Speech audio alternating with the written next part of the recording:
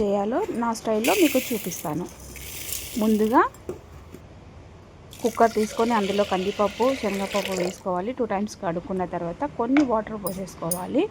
ఇందులోనే మనకి పసుపు, జీలకర్ర, పచ్చిమిర్చి, అలాగే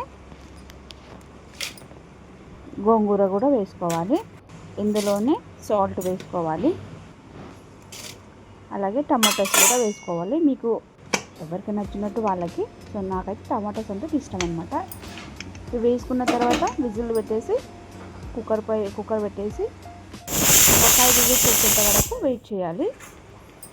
మనకు 5 విజిల్స్ వచ్చిన తర్వాత ఈ విధంగా పప్పు మనకు కనిపిస్తుంది.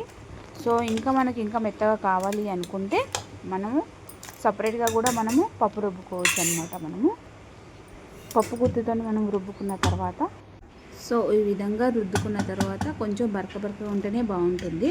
సో మనకు టేస్ట్కి తగ్గట్టుగా ఇంకొంచెం సాల్ట్ యాడ్ చేసుకోవచ్చు.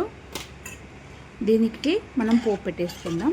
పెన్నం పెట్టేసి దాంట్లో కొంచెం ఆయిల్, ఆవాలు, జీలకర్ర, ఎండుమిర్చి, కొత్తిమీర, కరివేపాకు, దంచిన వెల్లుల్లి ఇవన్నీ వేసుకొని మనం పోపు పెట్టేసుకొని మనం ఇప్పుడు రెడీగా పెట్టుకున్న గోంగూర పప్పుచారు రుద్ది పెట్టుకున్నాం కదా, అందులో కొంచెం కలిపేసుకున్నాం అనుకోండి.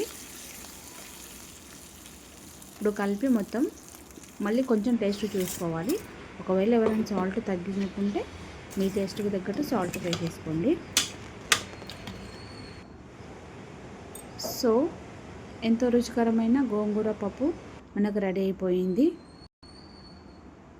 సో నా వీడియో ఇప్పటివరకు చూసినందుకు థ్యాంక్స్. అలాగే లైక్, షేర్, సబ్స్క్రైబ్ చేసి సపోర్ట్ చేయండి please. Thank you for watching.